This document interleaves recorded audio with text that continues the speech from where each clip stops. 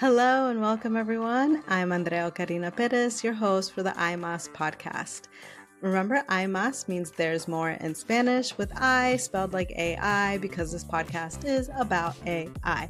I want to talk to people who are using AI to make their lives easier and just to have more time for themselves. So for this episode, I was really nervous. It was my first podcast episode that was going to be public. I've recorded podcast episodes internally for my company in the past, but I've never done one that was so public, and that was also my own project. So I was definitely really nervous. I felt like I spoke too slowly sometimes, or my questions weren't very direct. So I am working on it. I am going to do better. And I also want to be more relaxed in my episodes from now on. So thank you for your patience in this first episode. I hope you enjoy it. Our very first guest, it was so nice. I reached out to him because he has a podcast of his own. And I asked him if he could give me some advice. And he immediately sent me his Calendly link, and we linked up and chatted. And he was like, I could probably be your first guest. And then here we are. He is my first guest. I'm really excited. He has his own company called Plurawl, where they are redefining what it means to be professional. And also, he hosts his own podcast called ¿Quién tú eres? Our guest today is Pabel Martinez.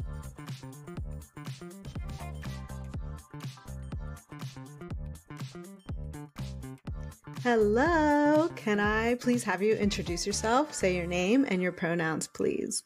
Sure. Pabel Martinez, pronouns he, him, él. All right.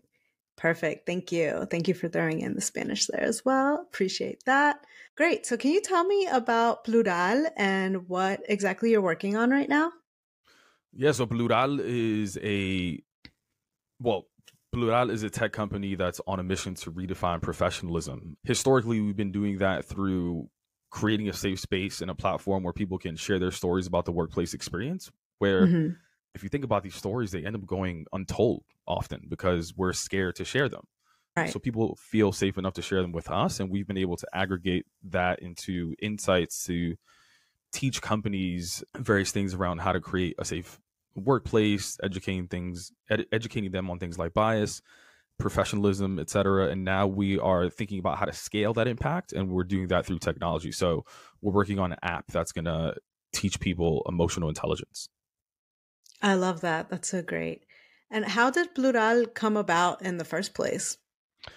It was really birthed through my own personal experience. So I've been working for various companies, big tech companies like Facebook and TikTok. And yeah, those jobs are difficult to get. But the most difficult part for me was bringing my most authentic self to work. So I wanted to build a product and a platform that helped encourage people to be their most authentic selves, because I know that that's how you get people to do their best work. Right. And what exactly was happening there that was so difficult to be able to bring? You don't have to say details if you can't, but yeah, what can you tell us? Nah, I'm happy to share details as well. I mean, the faking it and the assimilation doesn't start when we start working. It often starts at home, right? So I learned to fake it, and I was taught that who I was naturally, authentically, was unprofessional for the workplace. Like my grandfather would often tell me, do you see presidents with beards and tattoos and piercings and all these things? No, I can dress accordingly, right? But the representation that he was showing me was like older white men, right? Okay. And then I also grew up seeing my mom iron her natural curly hair to the point where now it doesn't even curl anymore, So it started at home, but it was just reiterated when I got into the workforce, and especially in big tech where there aren't a lot of people that look like me. So the success stories that I saw around me, I wanted to emulate it. I was like, oh, well, if I want to be successful here, I need to be like them. And them didn't look like me. Right. That's awesome. I really love the work you're doing at Plurawl. So I appreciate that. I appreciate that you've created it, and that there are so many people that have reached out to you and have also shared their stories. And I'm really excited about this app that you are creating and that's coming out soon.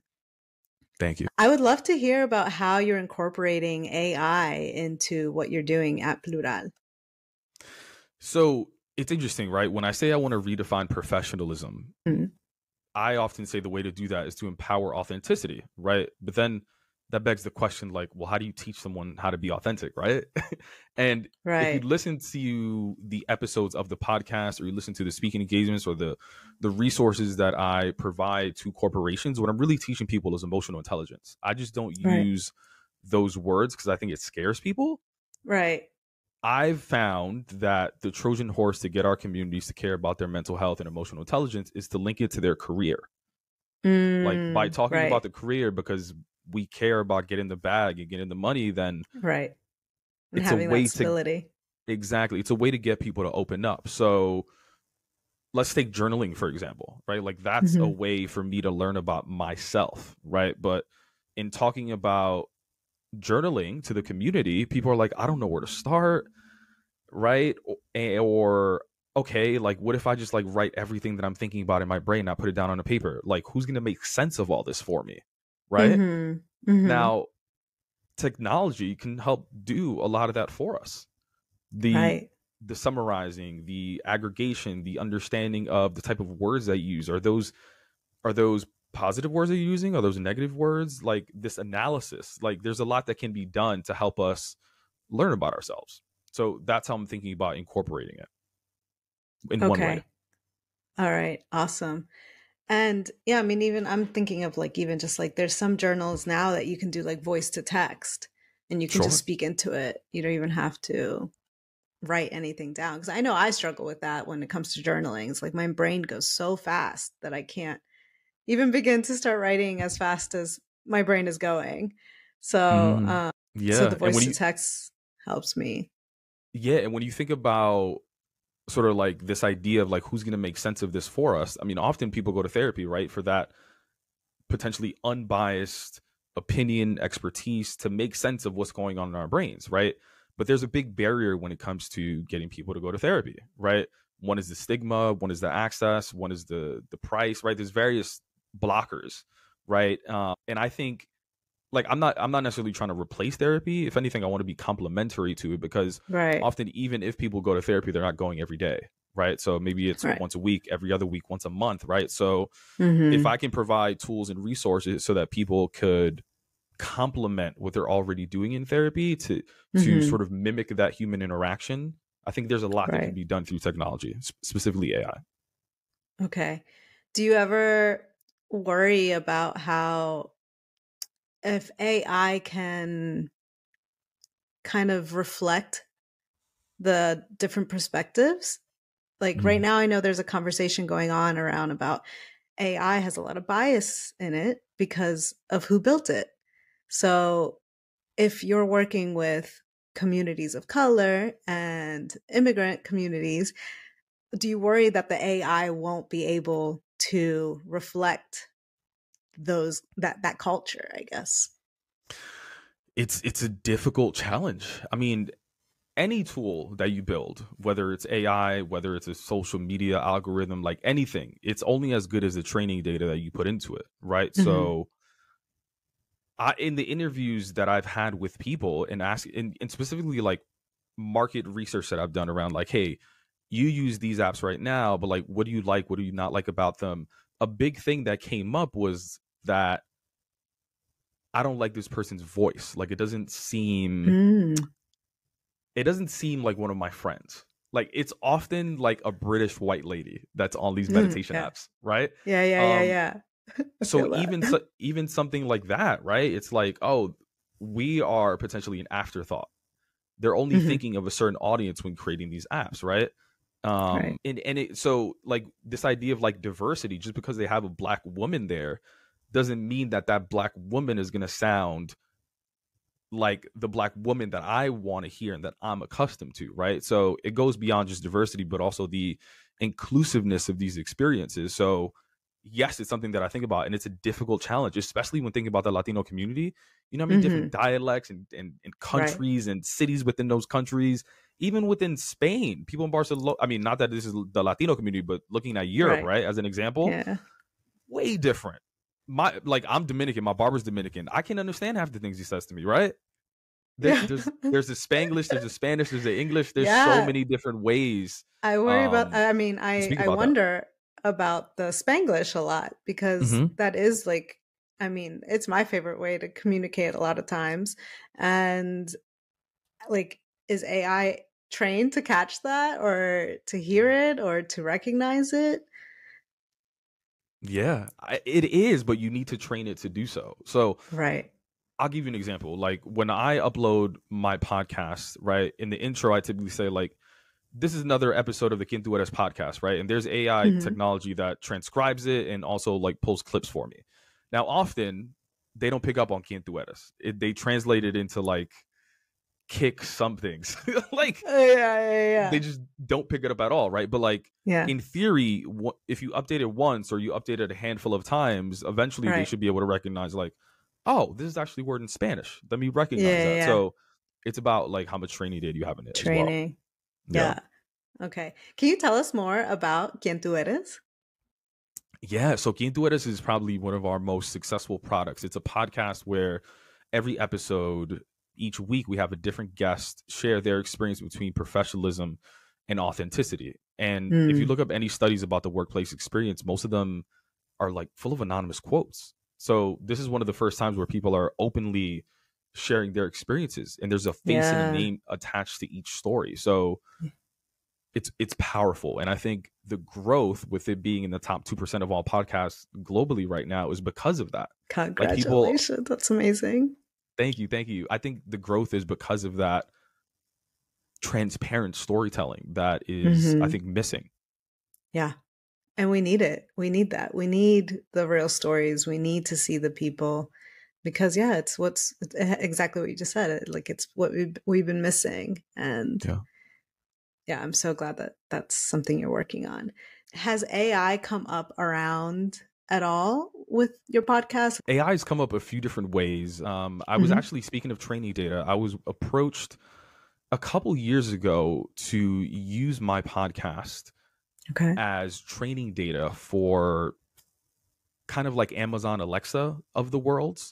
Okay. I'm not sure which specific company, but if you ever use like Amazon Alexa, you're like, hey Alexa, hey Amazon, play Bad Bunny, right? Or play something. Play like Hmm. Bad Bunny's most of his songs are in Spanish, right? So if you say the name of the Right. Bad Bunny song, Alexa's gonna be like, oh sure, I'll What? play this Taylor Swift song because they don't Yeah. recognize what it is, right? So this company was actually trying to ingest all of the episodes where people are Hmm. speaking in a combination of English, Spanish, and Spanglish to be able to train that sort of data. So there's even a market out there where people are looking for our voices, our experiences, and all of those things. That said, I didn't move forward with that particular Okay. partnership because I wasn't completely sure around like how they were going to use the Right. information, the data, and I was a little weary of that, but Hmm. just know that those things are happening as well. Yeah. Yeah. You said it was a few years ago. So like the Mhm, conversation was so different then. mhm, So I'm sure I also would have been wary about it. And I know, okay, so I know that there's a lot of like editors out there that mhm. also include AI. Are you using any of those? Or do you have like a separate editor that you have hired and they do the editing for you? So I just hired an editor and I'm on Hmm. like a month test with a person. Just Okay. published our first episode together and it's working great. Hmm. But it's funny that during one of our last meetings, which was like, hey, this is how I typically edit these things, I Hmm. had this thought in my mind. I was like, should I share the AI tools that I use typically? Like, should I share them with her? Like, why or Hmm. why not? And I think a lot of people would say, like, no, like, why am I going to share that with her? If anything, it's going to, like, I'm paying for her to edit. Right. How do I how do I say this? I don't know. Like, some people just like to gatekeep information, Uh-huh. and they're like, I'm going to use these tools for myself to make myself more efficient. And Hmm. if I can crank out more content with these AI tools, then I'm going to be ahead of the pack, right? Hmm. I can't share it with her because she already edits a bunch of other podcasts. So that means if she uses these tools to be very efficient, then like I'm not ahead of the pack, right? Like a lot of people think like that. Okay.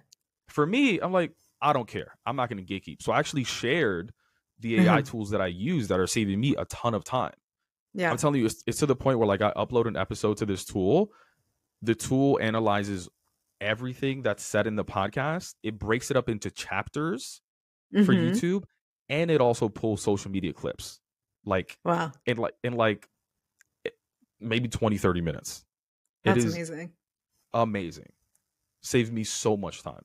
But I actually shared those tools with her with the idea of like, well, if it takes you a week to edit the episode, maybe now we can cut that time in half and I can get my episodes faster, was the thought process. Right, right. And then, I mean, feel free to like just to speak on this hypothetically or whatever you feel comfortable saying, but then would you then pay the editor per project or per episode or like per hour? Yeah, well, that's something that people think about as well, right? They're like, if you're using AI, like maybe I should pay you less, right? Because it Mm-hmm. takes less time for you to produce this episode, right? Mm-hmm. For me, I don't think about it that way. For me, I'm paying per output. Like, Okay. I'm glad that the AI Mm-hmm. tools will help you do your job more efficiently. As Yeah. long as I get my episodes and they sound good, I am happy. Right. So the rate that we originally agreed to was before Mm-hmm. we had the whole conversation about AI, Okay. and the rate remained the same for me. Okay. Yeah, that's great. Because I was just having a conversation with my friend about this. She's a copywriter. And she says that an agency that she works for just like pre buys 50 hours of work from her. And Mm. then she was saying that they get an advantage because basically she uses an AI tool. They know that she's using an AI tool. Mhm. And something that would have maybe taken her 5 hours to write in the past now only takes her like an hour and 15 minutes. And so Right. now they're benefiting from so many more projects from her because she's able to do it in a fifth of the time that she was doing it before. And Right. but now like now she has more work basically than Mm. well, it's like it's confusing because it's like, is it more work or is it less? It's like instead of it being per article or per project that she works on, it's per hour. And that's kind of like the conversation I want to have with people is just because we can be more productive and faster and do more work because of these tools, does that mean we should be working more? Or can we start having a conversation about how can we use these tools to do the hard work and to continue productivity and let productivity continue to increase, but let the humans do less work and have more time for themselves? Right, right. No, it's really interesting, especially when you compare, let's say, hourly to salary, right? Mm-hmm. From the business's perspective, like let's say going back to the podcast example, like let's say your friend is working per hour, but they only want to produce one episode a week. They're like, I'm good. Like I'm paying less, I'm good. But in my mind, like if I was already paying you for 5 hours, maybe I'll just make you or have you do more episodes per week. Like instead of limiting me to only one episode per week, like maybe I keep you with those same amount of hours, but we just increase the output. Mm-hmm. Like that's how I think about it. And in theory, your friend would still be working 5 hours, but within those five Right. hours, instead of only doing one episode, we can pump out even more content. So Yeah, but I guess what I'm trying to say is like yeah. kind of the opposite of that is the like Mm, do you need more than one episode per week? Like, are you launching more than one episode per week? So then do you really need the mm, editor to edit 5 episodes in 1 week, right? Like, so right. that technically you could let her use, let's say it takes her an hour to do it. And but you had paid her, let's say if you were paying hourly, that you had paid her for 5 hours. And instead of making her edit 5 episodes, you just let her do the one. And now she has 4 hours to live a life, right? So like we would Mhm. definitely like it would definitely have to be a structural change and like a mindset Yeah. change around like how we approach work. But I think it's what you're doing. You said like you had a conversation about how much each episode would cost to edit, and then you mentioned the tools, and now you're just like it's in your hands. As long as my episode sounds good, I don't Right. care how you edit it. So you're doing kind of what I'm like suggesting, is that instead of making people give more output, letting them have more time for themselves and letting the machines do the work, but and then like we have more time for ourselves as human beings. I think, but in that scenario though, I don't think your friend would want all of those 4 hours back, because those 4 hours are being, because like she wants to charge for those total 5 hours. Right. You know what I mean? So I do think that your friend in some way would actually want to produce more output so that she can charge for all 5 hours. You know what I mean? Right. But I guess what I'm trying to suggest is that instead of charging hourly, we charge per project. Oh, and then yes. So like yes. So then she says, "Oh, that copy, it would never normally be 5 hours, and so I'm going to charge you the 5 hours." So like instead of making people like instead of increasing the output, we're just letting people get paid what they would normally get paid, and then it would definitely it's like a difficult conversation, because it's definitely like a shift in like, instead of being like, how can I make more money, it's how can I have more time for myself and my life. Yes. I mean, getting paid per project versus per hour, I prefer that. But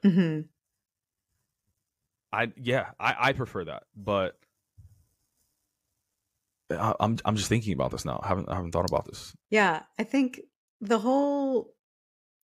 whole thought process around creating this podcast is getting people to start, one, viewing AI as a tool to and less of a scary thing.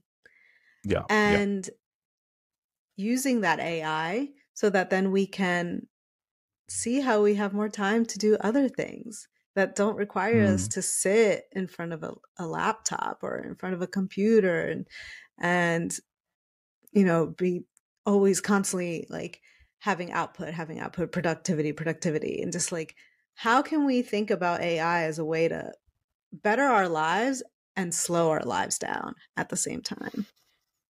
Yeah, I see what you mean. No, I mean, I get that. I don't think that many corporations are going to think about it like that, though, just because of the society that we live in, you know, capitalist. Right.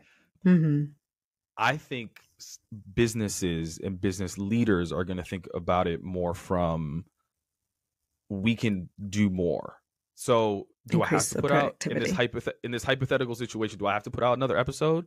No, but now that I have the opportunity to pump out more content, let's do it. I think that's how most businesses are gonna think about it. And this isn't the first time that like output has increased because of technology advancement. Like that's what technology of course does. Like now with smartphones, I can increase the number of pictures that I take. I can increase the numbers of videos that I take. You know how cumbersome it used to be to like produce content? Right. Now that it's so easy, all the equipment you needed. Now that it's easy to do it, it's increased. I mean, you could just look at how easy it is to make a podcast these days. Because of technology, the sheer volume and quantity of shows that are out there has dramatically increased. So I think, unfortunately, you know what I mean? It's going to be, well, I'll say unfortunately if you work for a corporation. For me, it's different because I work for myself. If you work for a corporation, unfortunately, the perspective will be increase output dramatically. For me, my Mondays have been dramatically better because it used to take me all day to do the things that I do in half a day now with AI and podcast edits. So I can now dedicate my Mondays to be a lot slower, where I used to work all day on editing, pulling clips and thinking about this. Like, no, not at all. Right? Now my Tuesdays, Wednesdays, and Thursdays are still busy because those I haven't figured out how to automate. Right. But so I guess it depends like what you do for a living as well. Right. So maybe this will just get people thinking about how they can maybe do it for themselves. until maybe the system changes, if that ever Well, happens in our well, lifetimes. it's interesting because I had a friend who has a full-time job, and he is thinking through these same things. He's like, I'm becoming more efficient at my job, and people are noticing it, right? Now he's going through the dilemma of like, do I continue to be efficient? Like if I told them it was going to take me until Friday, but I finished by Wednesday, do I send them the report on Wednesday, or do I wait till Friday to send them the report? So like in the back of his head, like he literally finished the report in like 2 days, but he lied to his team and said that he's still working on it just so that they don't give him more work. Right. And I think that's what I want to talk about. I want to talk about that. Like, yeah, why would we force him to get more work just because he finished early? You know, like I think that, and I know what you're saying. Like we live in a capitalist world. Like this is how the system's set up. This is how corporations function. But all what we already do today is all the productivity that we're putting in is making like the owners of these corporations they're getting rich and lining their pockets, while like the workers are, you know, depending on where you work, you're either making just enough or you're not making enough at all to live. And so then the workers aren't getting that growth in productivity, like the return from that growth productivity.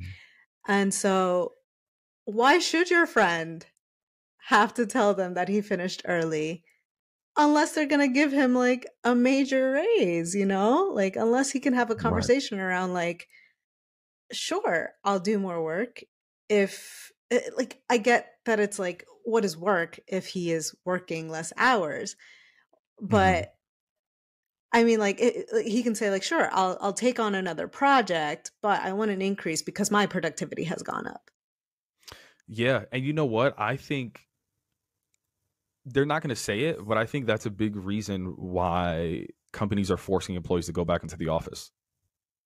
They just want to see their employees working. I think it's like a pure...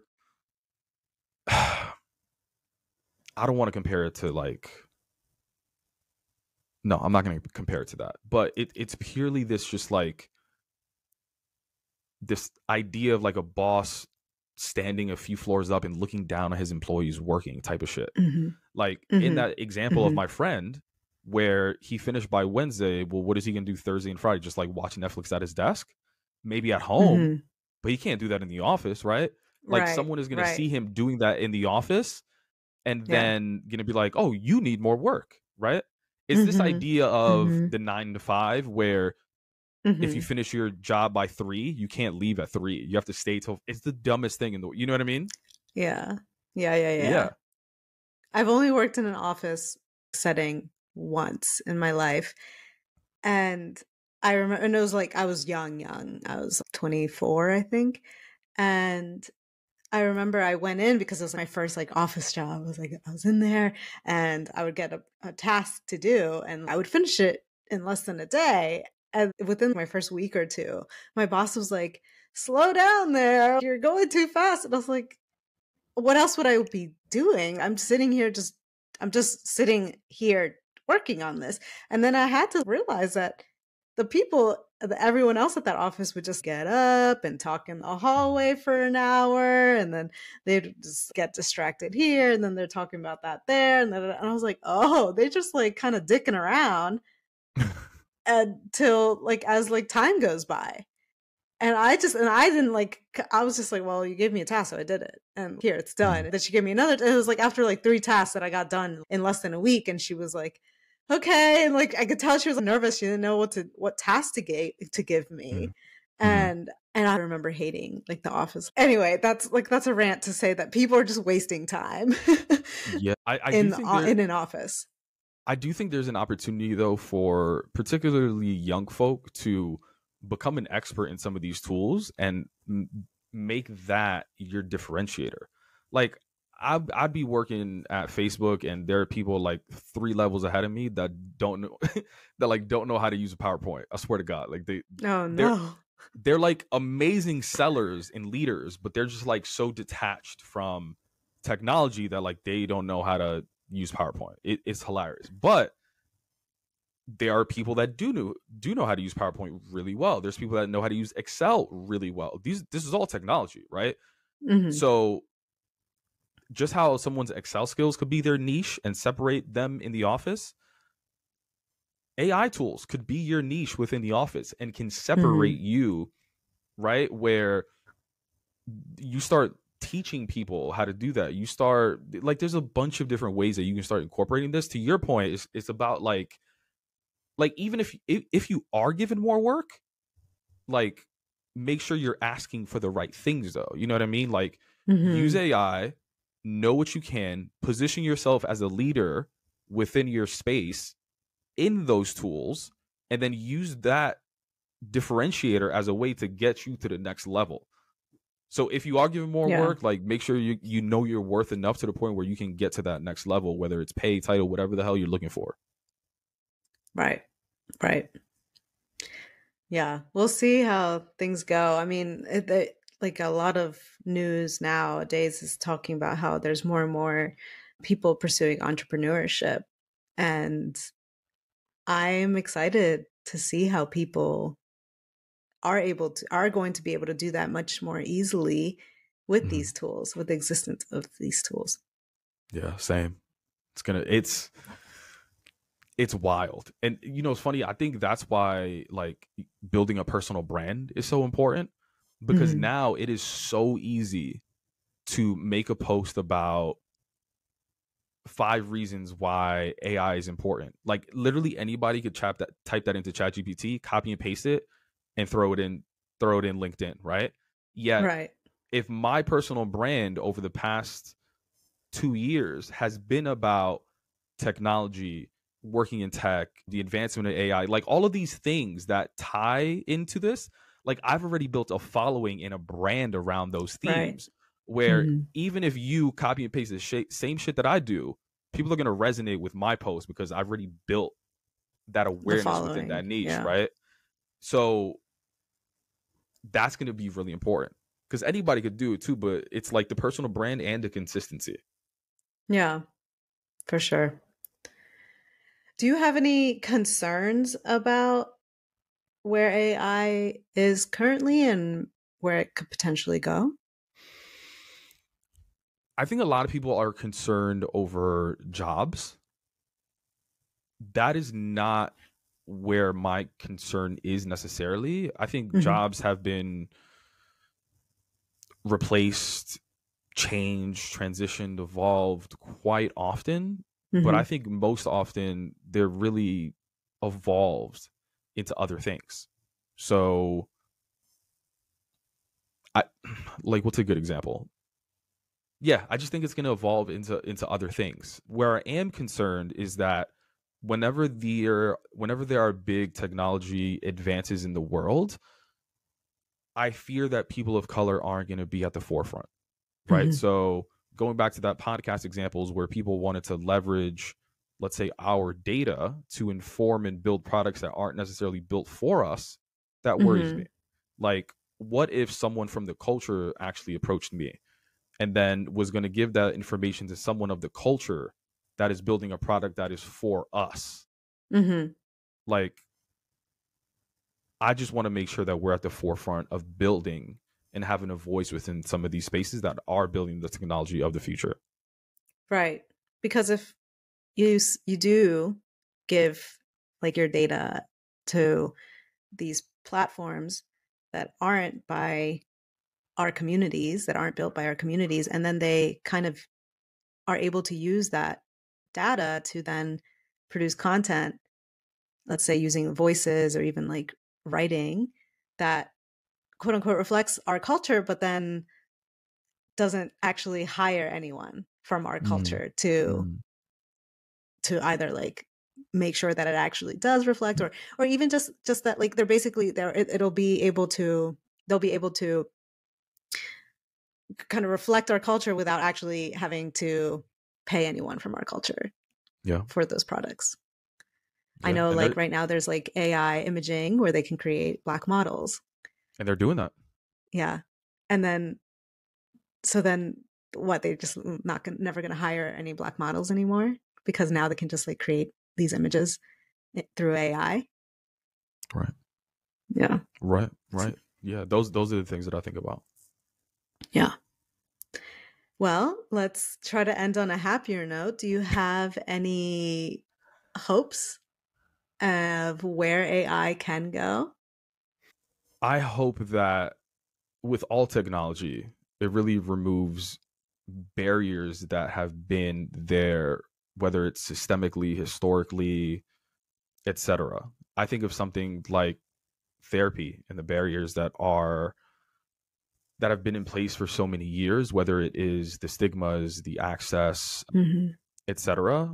I think of something like education, right? Like the barriers that it takes to earn a college degree or learn something, whatever. I just think overall access to information and guidance and resources is going to be democratized the more that technology continues to advance. So that's my hope for AI, that it continues to break down these barriers that have been in place specifically for people of color. Yeah. I completely agree. And I hope so too. And I hope that this podcast can help contribute to that.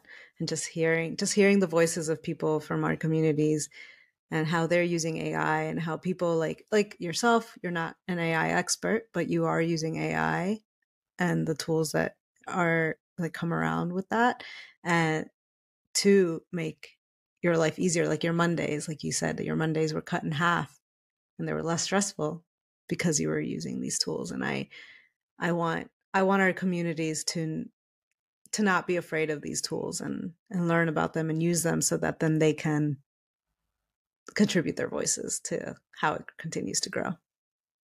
Agreed. All right, Pabel. It was so good to have you on here. Thank you so much. But I wanted to ask you, how can people find you? So add me on LinkedIn at Pabel Martinez. That is Pabel. And then everywhere on social media, Instagram, TikTok, you can find me at Plurawl. Okay. And Plurawl is spelled? Plurawl. Perfect. Okay. So everyone can find you there. And thank you so much for being on here and telling us your story and talking to me today. Thank you. Thank you. Thank you for listening to the very first episode of the AI Más Podcast. I'm really excited to be doing this because I love talking to people. I love hearing how people are doing things and getting new ideas and just hearing the exciting things that people are doing in their lives. So if you're a person with a diverse background and are using AI, again, you don't have to be an expert or an industry expert, but if you've done something, you've built a project or you're using it in your daily life, please reach out to me and I would love to have you on the podcast. So please do reach out to me. I'm on LinkedIn with my full name. You can find me. For those of you that want to support the podcast, you can find the Buy Me a Coffee link in the show notes below, or you can also support me for free by sharing my podcast or even just hitting the like button or commenting and leaving a review. Thank you again for listening, and I'll see you soon.